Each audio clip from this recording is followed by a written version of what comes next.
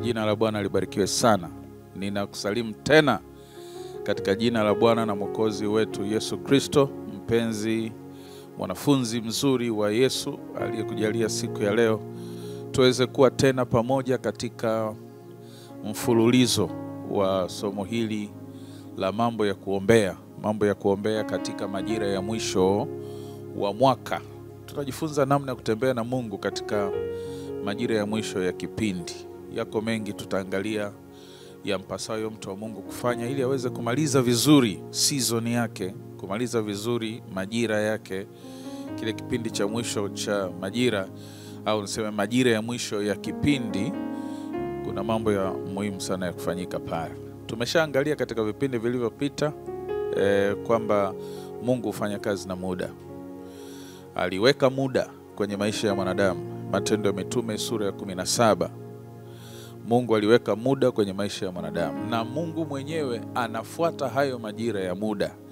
Anaweza kuyabadilisha anavyotaka, lakini asipoyabadilisha, Mungu ni mwaminifu sana kufuatilia times and seasons, kufuatilia majira na nyakati alizoziweka duniani ili kumsaidia mwanadamu kuishi na kulitimiza kusudi lake. Kwa hiyo swala la muda ni swala la kiroho sana. Nimetoa mifano mingi muhimu katika siku ya kwanza. Somo hili limeanza siku ya kwanza ya mwezi huu. Tarehe 1 mwezi wa 12 ndio tumeanza kipindi namba 1.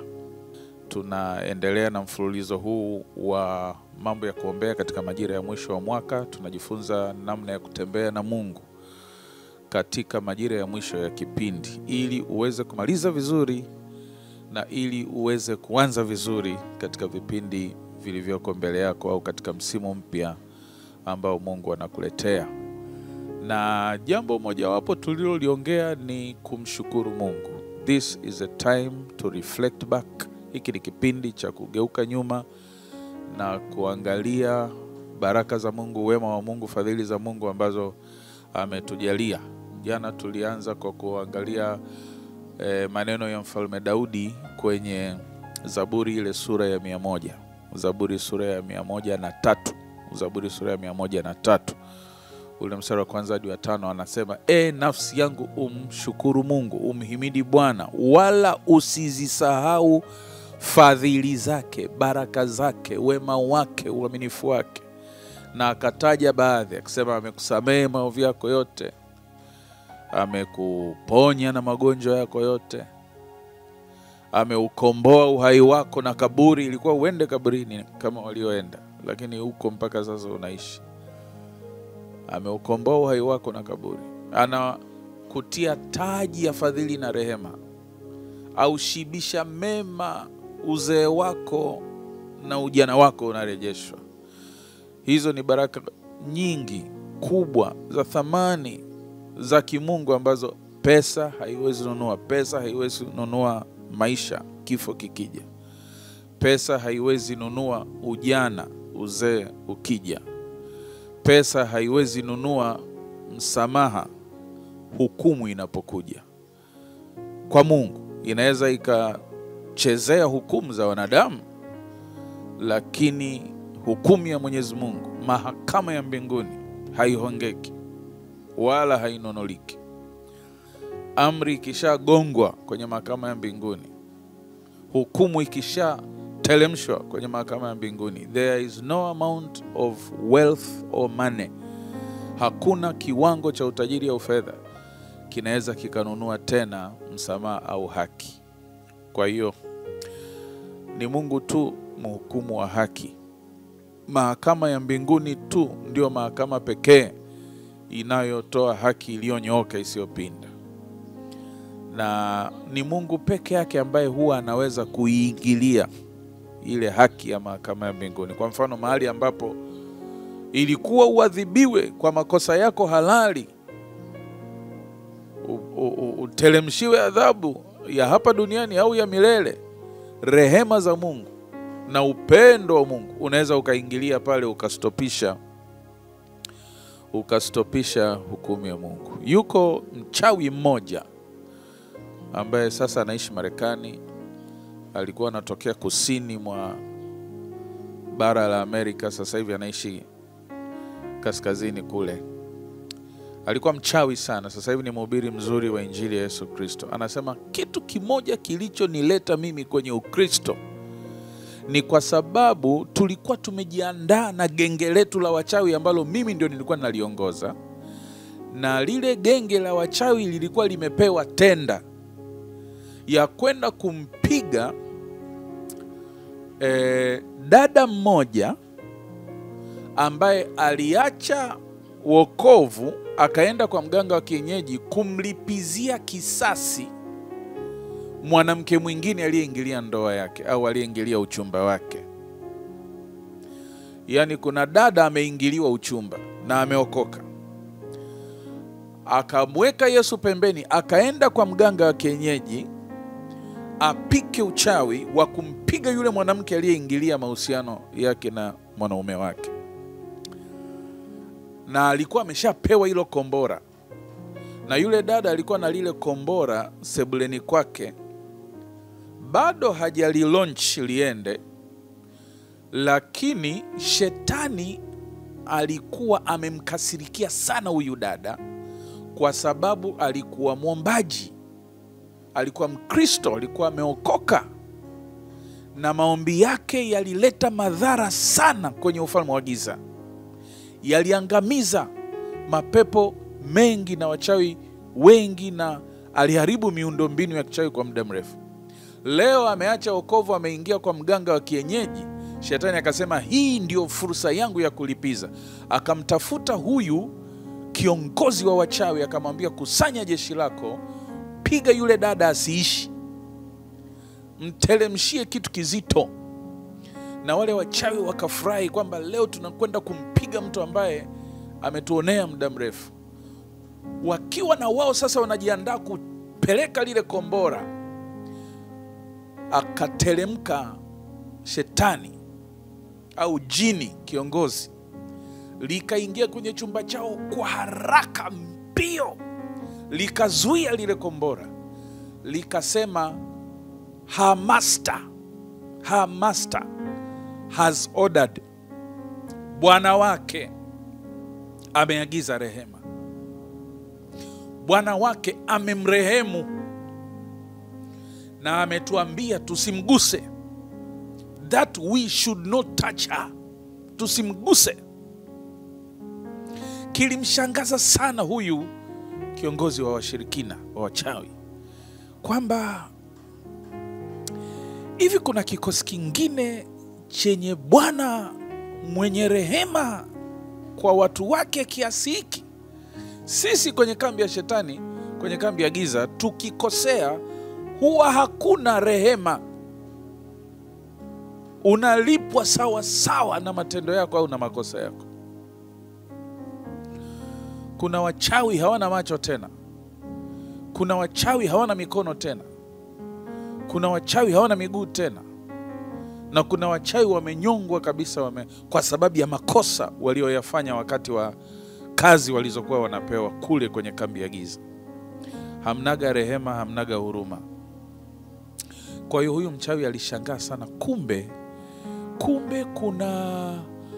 kuna bosi mwingine, kwanza ana nguvu kuliko bosi wetu, alafu amejaa upendo na rehema kiasi hiki. Hiyo ndio ikawa hatua ya kwanza ya huyu jamaa kiongozi wa wachawi kutafuta kanisa na kwenda kuomba wokovu ili amtumikie huyo Bwana mwenye rehema. Hiyo ni baraka kubwa sana ambayo pesa haiwezi nunua. Kwa hiyo mshukuru Mungu. Kuna faida nyingi tumeangalia katika kipindi kilichopita. Faida ya kwanza, kukamilishwa ambavyo havijakamilika. Naomba urudie kipindi kilichopita uweze kuelewa hiyo. Twende kwenye faida ya pili ya kumshukuru Mungu.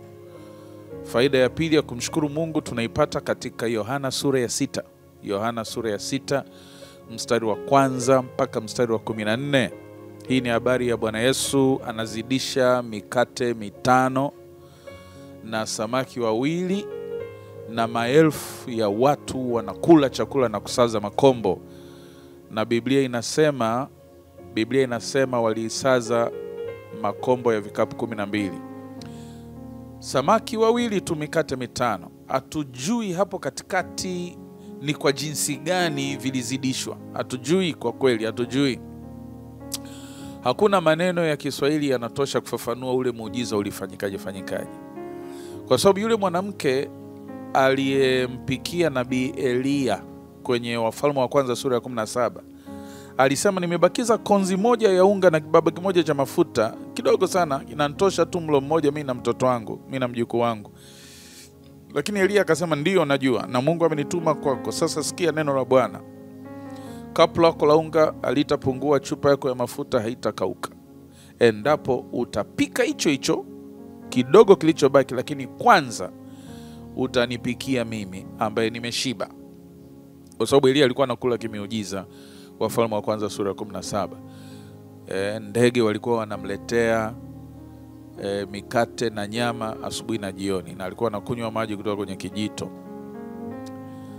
Lakini Biblia inasema Mungu akasikia sauti ya mama mjane, bibi mjane, na akataka kwenda kumsaidia. Kwa hiyo akamtuma Elia. Kwa hiyo Mungu akaruhusu ndege wale wasije na kile kijito kikauke. Mungu akamtuma Elia kwenda kulishwa na kutunzwa kwenye nyumba ya mama mjane ambaye amebakiza kidogo. Kwa hiyo Elia alikuwa na hali nzuri, alikuwa anakula kila siku mara mbili.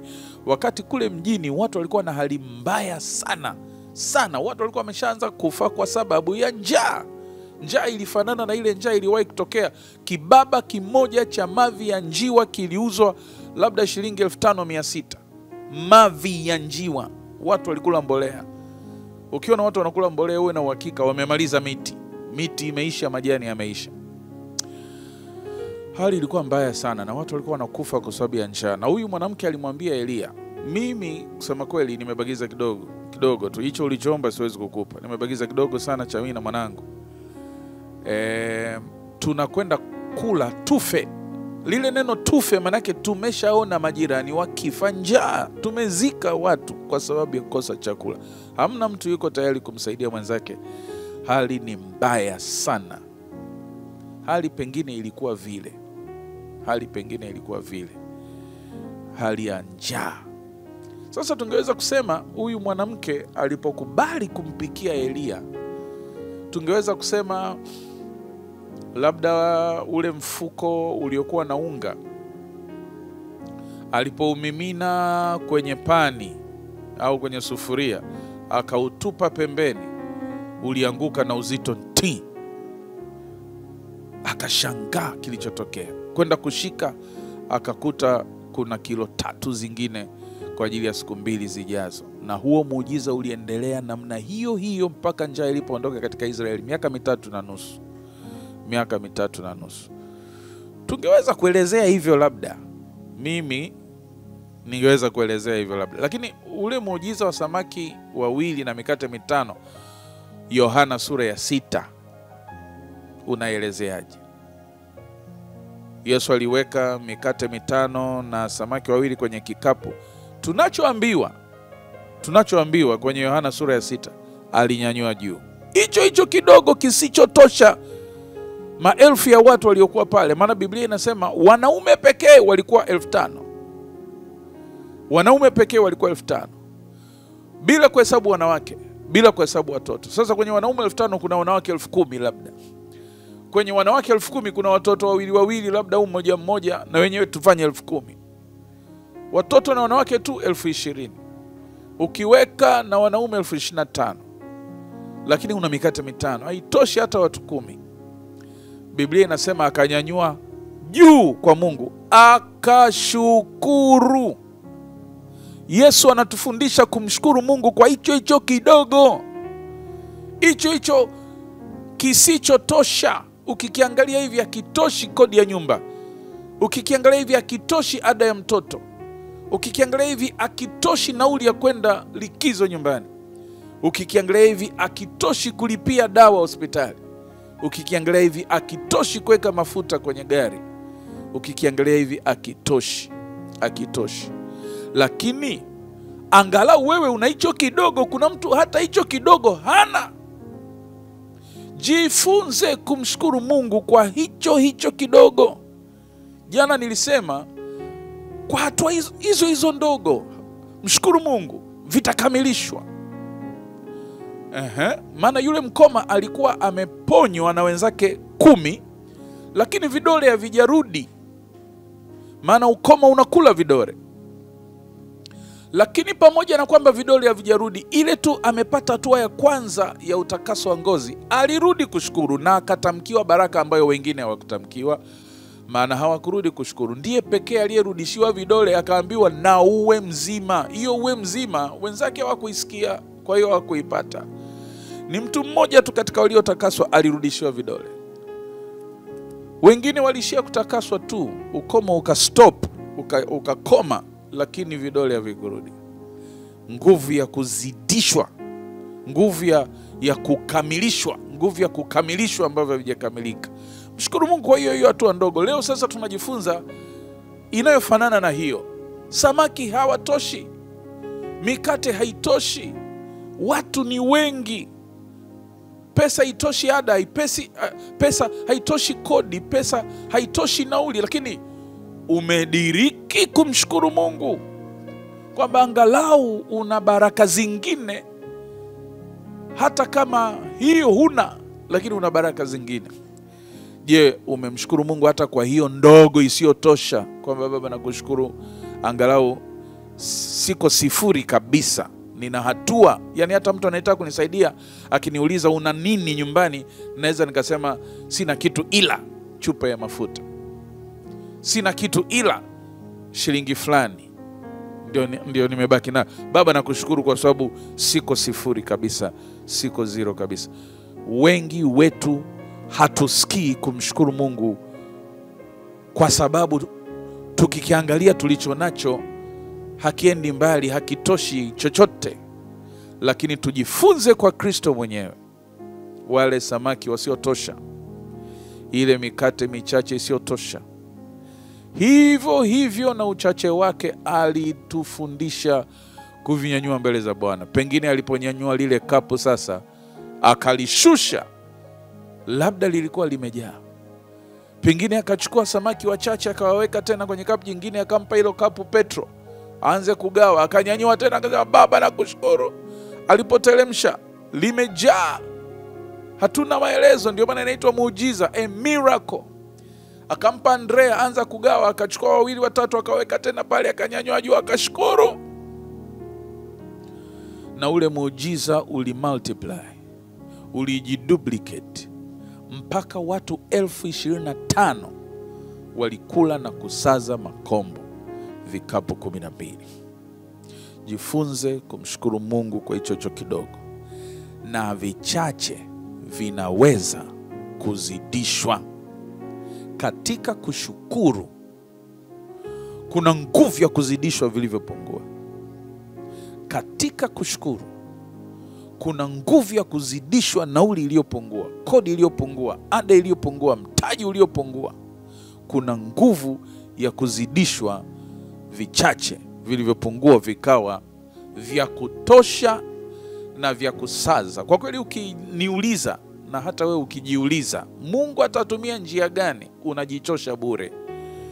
Kwa sababu njia za Mungu hazichunguziki. Lakini wewe muamini Mungu kama mtoto mdogo. Trust God like a baby. Muamini Mungu kama mtoto mdogo. Mwambie Mungu, ninakushukuru. Sikuelewi, lakini nakuamini. I don't understand you, but I trust you. Sikuelewi, lakini nakuamini. Lord, Baba, nimesikia kwamba natakiwa nikushukuru kwa hiki kidogo. Na ndani ya kushukuru iko nguvu ya kuzidishwa. There is power to multiply. There is multiplication power. Ipo nguvu ya kuzidishwa. Baba, ninakuja mbele zako kukushukuru kwa hii ndogo nilionayo, kwa hatua hii ndogo nilionayo, kwa hiki kidogo nilichonacho. Ninakushukuru kwa sababu ninajua sawa na neno lako Yohana sura ya 6, unaweza pia kufanya kwangu kama ulivyofanya kwa wale wanafunzi wa Yesu waliotoka Tiro, Sidoni, Masedonia, Judea, Samaria na kule ngambo ya mto panaitwa Dekapoli, waliokuja kumsikiliza Yesu na kuponywa magonjwa yao, maelfu na maelfu ya watu. Vile ulivyowatendea wale, ninajua unaweza kunitendea na mimi. Nimekuja kukushukuru. Nimekuja kukushukuru. Akili yangu haielewi utafanyaje, lakini hiyo nimeiacha kwako.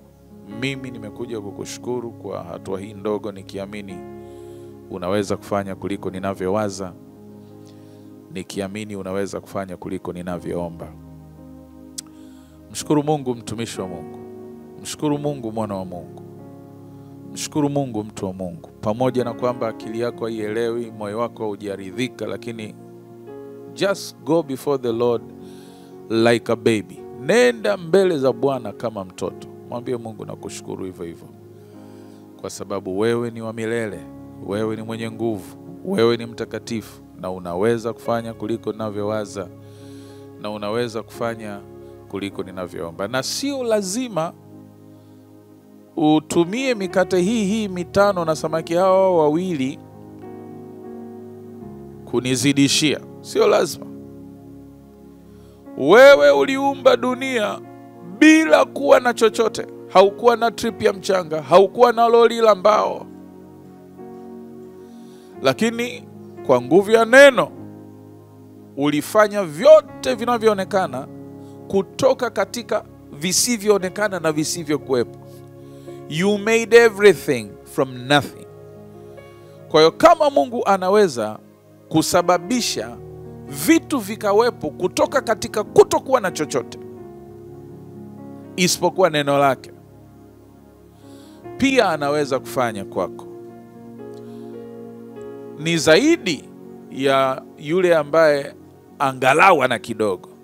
Yule angalau mwenye kidogo, kama Yesu alikuwa na mikate 5 na samaki 2, ungeweza kusema alianzia hapa kwenye mtaji akazidisha.